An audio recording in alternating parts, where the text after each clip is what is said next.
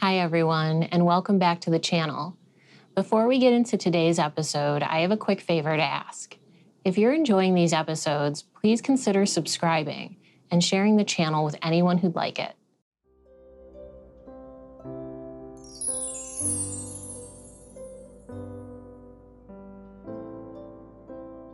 Today we're reading the classic fairy tale, Thumbelina, by Hans Christian Andersen.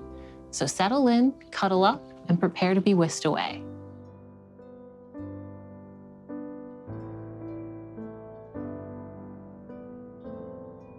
There was once a woman who wished very much to have a little child. She went to a fairy and said, "I should so very much like to have a little child. Can you tell me where I can find one?" "Oh, that can be easily managed," said the fairy. "Here is a barleycorn. It is not exactly of the same sort as those which grow in the farmer's fields and which chickens eat. Put it into a flower pot and see what will happen." "Thank you," said the woman, and she gave the fairy 12 shillings, which was the price of the barleycorn. Then she went home and planted it, and there it grew up a large, handsome flower, somewhat like a tulip in appearance, but with its leaves tightly closed, as if it were still a bud. "It is a beautiful flower," said the woman, and she kissed the red and gold colored petals, and as she did so, the flower opened. And she could see that it was a real tulip, but within the flower, upon the green velvet stamens, sat a very delicate and graceful little maiden. She was scarcely half as long as a thumb, and they gave her the name of Little Thumb or Thumbelina because she was so small. A walnut shell, elegantly polished, served her for a cradle. Her bed was formed of blue-violet leaves, with a rose leaf for a blanket. Here she slept at night, but during the day she amused herself on a table, where the peasant wife had placed a plate full of water. Round this plate were wreaths of flowers with their stems in the water, and upon it floated a large tulip leaf, which served the little one for a boat. Here she sat and rowed herself from side to side with 2 oars made of white horsehair. It was a very pretty sight. Thumbelina could also sing so softly and sweetly that nothing like her singing had ever before been heard. One night, while she lay in her pretty bed, a large, ugly, wet toad crept through a broken pane of glass in the window and leaped right on the table where she lay, sleeping under her rose-leaf quilt. "What a pretty little wife this would make for my son," said the toad, and she took up the walnut shell in which Thumbelina lay asleep and jumped through the window with it into the garden. In the swampy margin of a broad stream in the garden lived the toad and her son. He was uglier even than his mother, and when he saw the pretty little maiden in her elegant bed, he could only cry, "Croak, croak, croak." "Don't speak so loud, or she will wake," said the toad. "And then she might run away, for she is light as swan's down. We will place her on one of the water lily leaves out in the stream. It will be like an island to her, she is so light and small, and then she cannot escape. And while she is there, we will make haste and prepare the stateroom under the marsh, in which you are to live when you are married." Far out in the stream grew a number of water lilies with broad green leaves, which seemed to float on top of the water. The largest of these leaves appeared farther off than the rest, and the old toad swam out to it with the walnut shell in which Thumbelina still lay asleep. The tiny creature woke very early in the morning and began to cry when she found where she was, for she could see nothing but water on every side of the large green leaf, and no way of reaching land. Meanwhile, the old toad was very busy under the marsh, decking her room with rushes and yellow wildflowers to make it look pretty for her new daughter-in-law. Then she swam out with her ugly son to the leaf on which she had placed poor Thumbelina. She wanted to bring the pretty bed, that she might put it in the bridal chamber to be ready for her. The old toad bowed low to her in the water and said, Here is my son. He will be your husband, and you will live happily together in the marsh by the stream." "Croak, croak, croak," was all her son could say for himself. So the toad took up the elegant little bed and swam away with it, leaving Thumbelina all alone on the green leaf, where she sat and wept. She could not bear to think of living with the old toad and having her ugly son for a husband. The little fishes who swam about in the water beneath her had seen the toad and heard what she said, so now they lifted their heads above the water to look at the little maiden. As soon as they caught sight of her, they saw she was very pretty, and it vexed them to think that she must go and live with the ugly toads. No, it must never be. So they gathered together in the water, round the green stalk which held the leaf on which the little maiden stood, and gnawed it away at the root with their teeth. Then the leaf floated down the stream, carrying Thumbelina far away, out of reach of land. Thumbelina sailed past many towns, and the little birds in the bushes saw her and sang, "What a lovely little creature!" So the leaf swam away with her farther and farther, till it brought her to other lands. A graceful little white butterfly constantly fluttered around her, and at last alighted on the leaf. The little maiden pleased him, and she was glad of it, for now the toad could not possibly reach her, and the country through which she sailed was beautiful, and the sun shone upon the water till it glittered like liquid gold. She took off her girdle and tied one end of it around the butterfly, fastening the other end of the ribbon to the leaf, which now glided on much faster than before, taking Thumbelina with it as she stood. Presently, a large beetle flew by. The moment he caught sight of her, he seized her around her delicate waist with his claws and flew with her into a tree. The green leaf floated away on the brook, and the butterfly flew with it, for he was fastened to it and couldn't get away. Oh, how frightened Thumbelina felt when the beetle flew with her to the tree.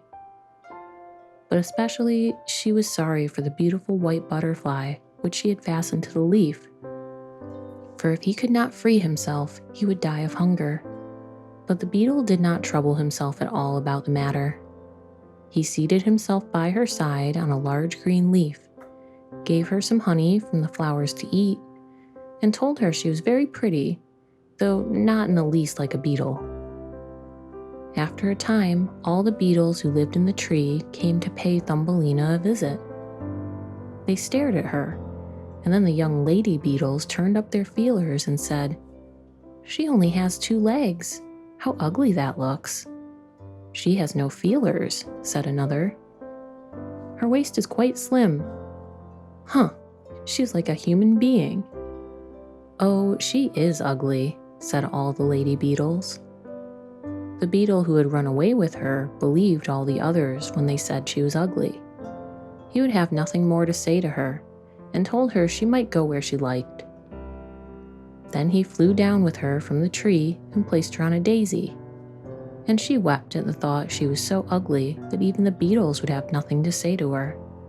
And all the while she was really the loveliest creature that one could imagine, as tender and delicate as a beautiful rose leaf. During the whole summer, poor little Thumbelina lived quite alone in the wide forest. She wove herself a bed with blades of grass and hung it up under a broad leaf to protect herself from the rain. She sucked the honey from the flowers for food and drank the dew from their leaves every morning. So passed away the summer and the autumn, and then came the winter, the long, cold winter. All the birds who had sung to her so sweetly had flown away, and the trees and the flowers had withered. The large shamrock under the shelter of which she had lived was now rolled up together and shriveled up. Nothing remained but a yellow, withered stalk. She felt dreadfully cold, for her clothes were torn, and she was herself so frail and delicate that she was nearly frozen to death. It began to snow, too, and the snowflakes, as they fell upon her, were like whole shovelfuls falling upon one of us, for we are tall. but she was only an inch high. She wrapped herself in a dry leaf, but it cracked in the middle and could not keep her warm, so she shivered with cold. Near the wood in which she had been living was a large cornfield, but the corn had been cut a long time. Nothing remained but the bare, dry stubble, standing up out of the frozen ground. It was to her like struggling through a large wood. Oh, how she shivered with cold. She came at last to the door of a field mouse, who had a little den under the corn stubble. There dwelt the field mouse in warmth and comfort, with a whole room full of corn, a kitchen, and a beautiful dining room. Poor Thumbelina stood before the door just like a little beggar girl, and asked for a small piece of barley corn, for she had been without a morsel to eat for 2 days. "You poor little creature," said the field mouse, for she really was a good old mouse. "Come into my warm room and dine with me." She was pleased with Thumbelina, so she said, "You're quite welcome to stay with me all winter if you like, but you must keep my rooms clean and neat, and tell me stories, for I shall like to hear them very much." And Thumbelina did all the field mouse asked her, and found herself very comfortable. "We shall have a visitor soon," said the field mouse one day. "My neighbor pays me a visit once a week. He is better off than I am. He has large rooms and wears a beautiful black velvet coat. If you could only have him for a husband, you would be well provided for indeed. But he is blind, so you must tell him some of your prettiest stories." Thumbelina did not feel at all interested about this neighbor, for he was a mole. However, he came and paid his visit, dressed in his black velvet coat. "He is very rich and learned, and his house is 20 times larger than mine," said the field mouse. He was rich and learned, no doubt, but he always spoke slightingly of the sun and the pretty flowers because he had never seen them. Thumbelina was obliged to sing to him, "Lady bird, fly away home. Lady bird, fly away home," and many other pretty songs. And the mole fell in love with her because she had so sweet a voice, but he said nothing yet, for he was very prudent and cautious. A short time before, the mole had dug a long passage under the earth, which led from the dwelling of the field mouse to his own, and here she had permission to walk with Thumbelina whenever she liked. But he warned them not to be alarmed at the sight of a dead bird which lay in the passage. It was a perfect bird, with a beak and feathers, and could not have been dead long. It was lying just where the mole had made his passage. The mole took in his mouth a piece of phosphorescent wood, which glittered like fire in the dark. Then he went before them to light them through the long, dark passage. When they came to the spot where the dead bird lay, the mole pushed his broad nose through the ceiling so the earth gave way and daylight shone into the passage. In the middle of the floor lay a swallow, his beautiful wings pulled close to his sides, his feet and head drawn up under his feathers. The poor bird had evidently died of the cold. It made little Thumbelina very sad to see it. She did so love the little birds. All summer they had sung and twittered for her so beautifully. But the mole pushed it aside with his crooked legs and said, "It will sing no more now. How miserable it must be to be born a little bird. I am thankful that none of my children will ever be birds, for they can do nothing but cry tweet, tweet, and must always die of hunger in the winter." "Yes, you may as well say that, as a clever man," exclaimed the field mouse. "What is the use of his twittering if when winter comes, he must either starve or be frozen to death? Still, birds are very high bred." Thumbelina said nothing, but when the 2 others had turned their backs upon the bird, she stooped down and stroked aside the soft feathers which covered his head and kissed the closed eyelids. "Perhaps this was the one who sang to me so sweetly in the summer," she said. "And how much pleasure it gave me, you dear pretty bird." The mole now stopped up the hole through which the daylight shone, and then accompanied the ladies home. But during the night, Thumbelina could not sleep, so she got out of bed and wove a large, beautiful carpet of hay. She carried it to the dead bird and spread it over him, with some down from the flowers which she had found in the field mouse's room. It was as soft as wool, and she spread some of it on each side of the bird so that he might lie warmly in the cold earth. "Farewell, pretty little bird," said she. "Farewell. Thank you for your delightful singing during the summer, when all the trees were green and the warm sun shone upon us." Then she laid her head on the bird's breast, but she was alarmed, for it seemed as if something inside the bird went thump, thump. It was the bird's heart. He was not really dead, only benumbed with cold, and the warmth had restored him to life. In autumn, all the swallows fly away into warm countries, but if one happens to linger, the cold seizes it, and it becomes chilled and falls down as if dead. It remains where it fell, and the cold snow covers it. Thumbelina trembled very much. She was quite frightened, for the bird was large, a great deal larger than herself. She was only an inch high. But she took courage, laid the wool more thickly over the poor swallow, and then took a leaf which she had used for her own blanket and laid it over his head. The next night she again stole out to see him. He was alive, but very weak. He could only open his eyes for a moment to look at Thumbelina, who stood by holding a piece of decayed wood in her hand, for she had no other lantern. "Thank you, pretty little maiden," said the sick swallow. "I have been so nicely warmed that I shall soon regain my strength and be able to fly about again in the warm sunshine." "Oh," said she, "it is cold out of doors now. It snows and freezes. Stay in your warm bed, I will take care of you."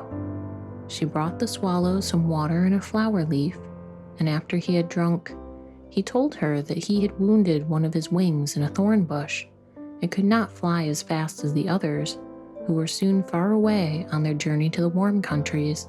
At last he had fallen to the earth and could remember nothing more, nor how he came to be where she had found him. All winter the swallow remained underground, and Thumbelina nursed him with care and love. She did not tell either the mole or the field mouse anything about it, for they did not like swallows. Very soon the springtime came, and the sun warmed the earth. Then the swallow bade farewell to Thumbelina, and she opened the hole in the ceiling which the mole had made. The sun shone in upon them so beautifully that the swallow asked her if she would go with him. She could sit on his back, he said, and he would fly away with her into the green woods. But she knew it would grieve the field mouse if she left in that manner, so she said, "No, I cannot." "Farewell, then. Farewell, you good, pretty little maiden," said the swallow, and he flew out into the sunshine. Thumbelina looked after him, and tears rose in her eyes. She was very fond of the poor swallow. "Tweet, tweet," sang the bird as he flew out into the green woods, and Thumbelina felt very sad. She was not allowed to go out in the warm sunshine. The corn which had been sowed in the field over the house of the field mouse had grown up high in the air and formed a thick wood to Thumbelina, who was only an inch tall. "You are going to be married, little one," said the field mouse. "My neighbor has asked for you. What good fortune for a poor child like you. Now we will prepare your wedding clothes. They must be woolen and linen. Nothing must be wanting when you are the wife of the mole."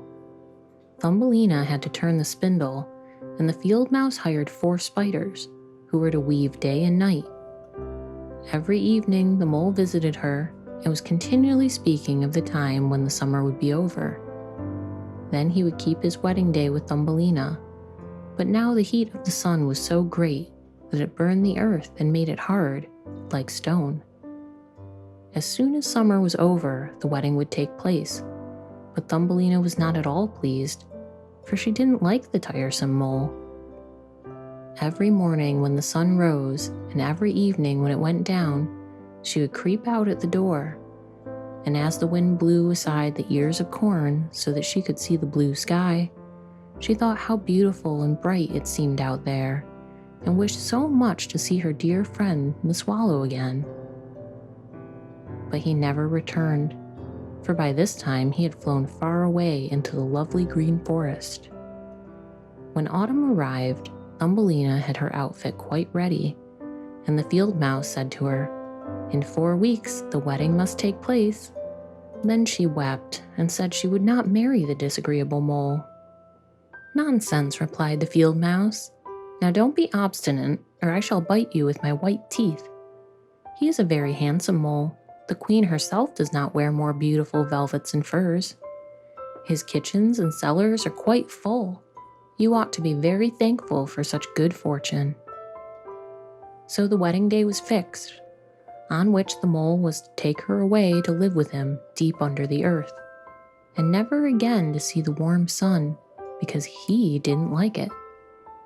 So the poor child was very unhappy at the thought of saying farewell to the beautiful sun, and as the field mouse had given her permission to stand at the door, she went to look at it once more. "Farewell, bright sun," she cried, stretching out her arm towards it. And then she walked a short distance from the house, for the corn had been cut, and only dry stubble remained in the fields.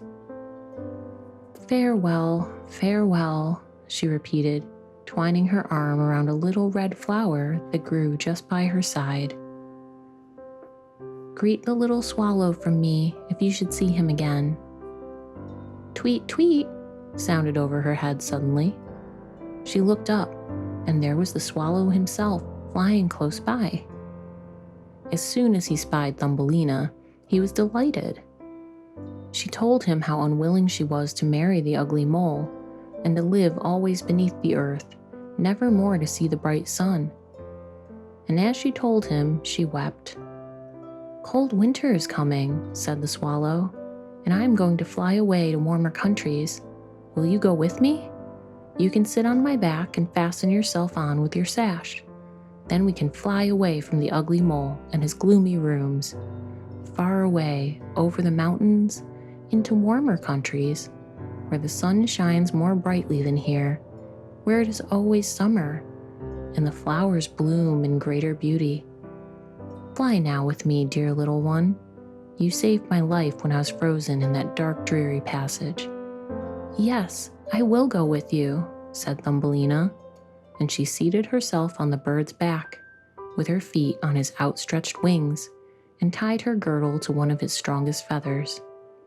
The swallow rose in the air and flew over forest and over sea, high above the highest mountains, covered with eternal snow.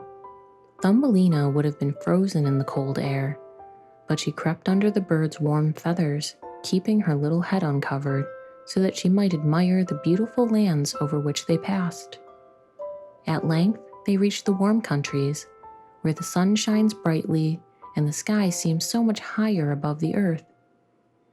Here on the hedges and by the wayside grew purple, green, and white grapes, lemons and oranges hung from trees in the fields, and the air was fragrant with myrtles and orange blossoms. Beautiful children ran along country lanes, playing with large gay butterflies, and as the swallow flew farther and farther, every place appeared still more lovely. At last they came to a blue lake, and by the side of it, shaded by trees of the deepest green, stood a palace of dazzling white marble, built in the olden times. Vines clustered around its lofty pillars, and at the top were many swallows' nests, and one of these was the home of the swallow who now carried Thumbelina. "This is my house," said the swallow, "but it would not do for you to live there. You would not be comfortable. You must choose for yourself one of these lovely flowers, and I will put you down upon it. And then you shall have everything that you can wish to make you happy. That will be delightful," she said, and clapped her little hands for joy. A large marble pillar lay on the ground, which, in falling, had broken into 3 pieces. Between these pieces grew the most beautiful, large white flowers. So the swallow flew down with Thumbelina and placed her on one of the broad leaves. But how surprised she was to see in the middle of the flower a tiny little man, as white and transparent as if he had been made of crystal. He had a gold crown on his head and delicate wings at his shoulders, and he was not much larger than she was herself. He was the angel of the flower, for a tiny man and a tiny woman dwell in every flower, and this was the king of them all. "Oh, how beautiful he is," whispered Thumbelina to the swallow. The little prince was at first quite frightened at the bird, who was like a giant compared to such a delicate little creature as himself. But when he saw Thumbelina, he was delighted, and he thought her the prettiest little maiden he had ever seen. He took the gold crown from his head and placed it on hers, and asked her name and if she would be his wife and queen over all the flowers.